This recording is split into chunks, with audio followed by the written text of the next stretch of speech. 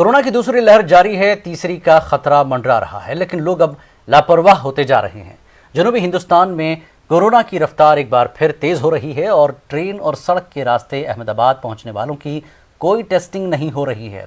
बड़ी तादाद में मजदूर भी अहमदाबाद पहुंच रहे हैं, जिससे खतरा और बढ़ गया है। अगर वक्त रहते इस पर कंट्रोल नहीं किया गया तो ये लापरवाही महंगी पड़ सकती है। कोरोना के केस गुजरात में कम है, लेकिन उसकी लापरवाही देखने को भी मिल रही है, क्योंकि कोरोना का केस कम होने के बाद लोग बेफिक्र हो गए और प्रशासन भी लापरवाही।